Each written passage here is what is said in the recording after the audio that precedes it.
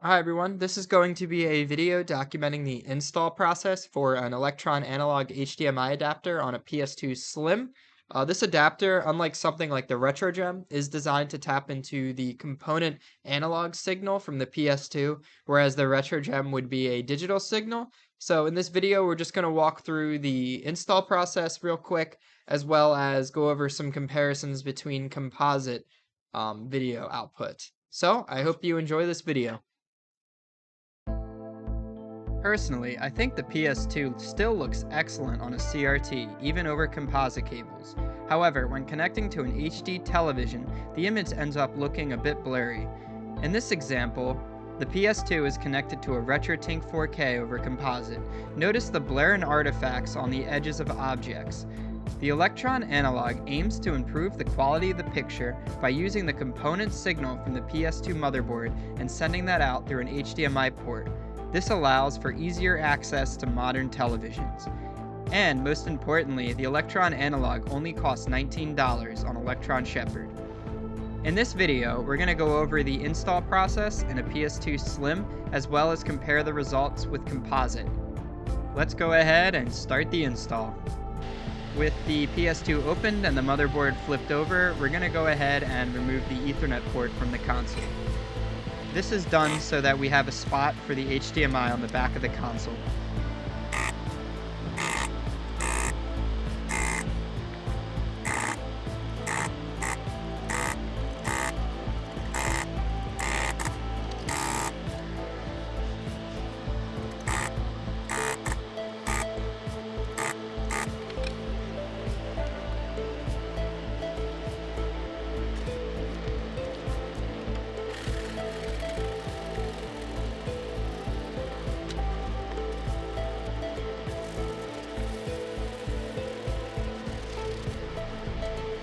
Now we're going to go ahead and remove this metal part from the shell to make way for the HDMI adapter.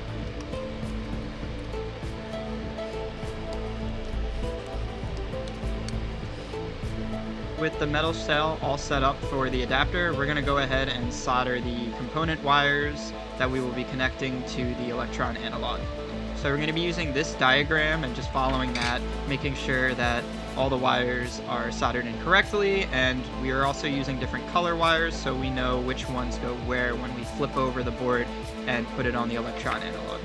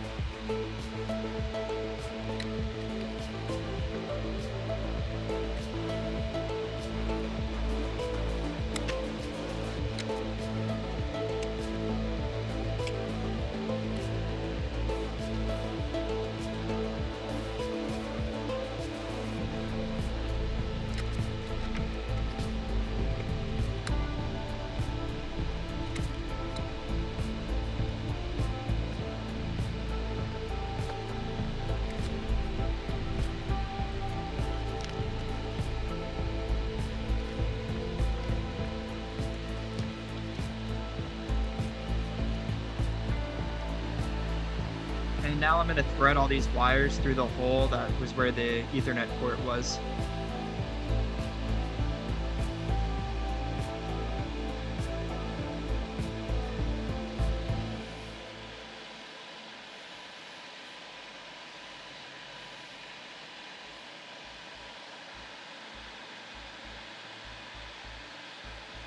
We also want to tap into the 5-volt line located on this USB connector pin.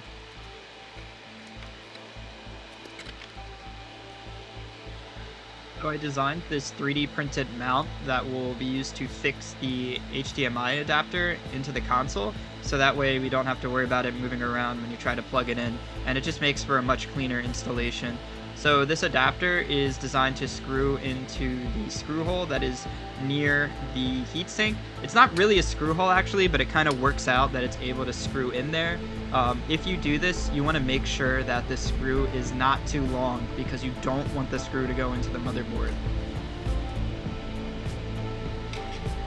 Now I'm going to go ahead and add flux onto these pads here to make it easier to get the solder to stick neatly onto it.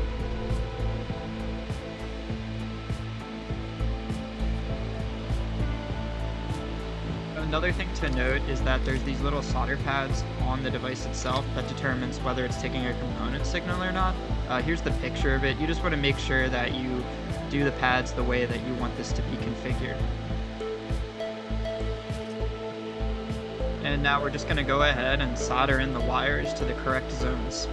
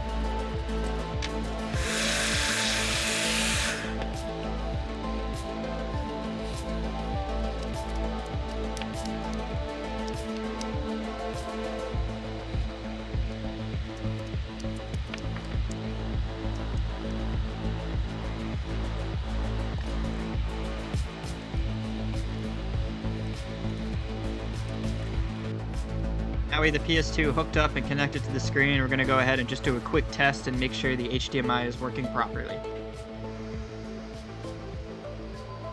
And success. This is what the HDMI port looks like on the back of the console. I did go ahead and reprint the mount to make it a little bit shorter so it fits a little bit better into the system. Now that it's installed, let's go ahead and run some tests and compare it with Composite. So the nice thing is you can use Composite and the HDMI port at the same time. So for these tests, I went ahead and connected both to the RetroTink, and then I would just simply switch inputs from the Composite signal to the HDMI signal to record my results. Should note that both of these signals are running over 480i instead of 480p over the HDMI. This is just because not a lot of games support progressive scan out of the box, and I plan to do that in a separate video when I install the SD card mod to this system.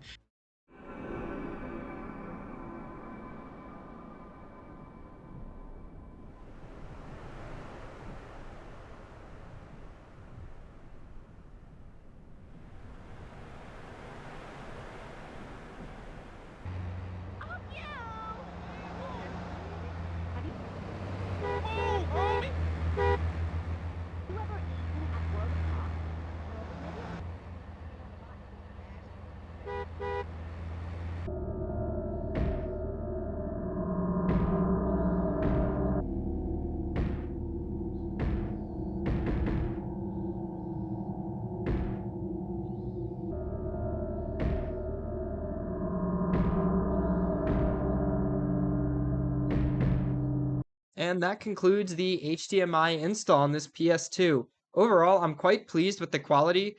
It's very comparable to component output, which is something I didn't include in the comparisons, and I think I might save that for another video when I do a comparison between composite, component, this HDMI adapter, and the RetroGem that I also have installed in my other PS2.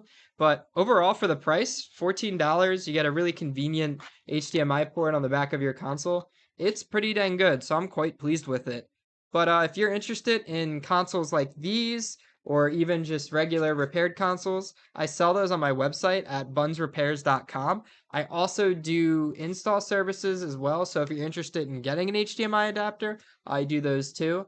But if you enjoyed this video, please go ahead and like and subscribe for more, and thanks for watching, everyone.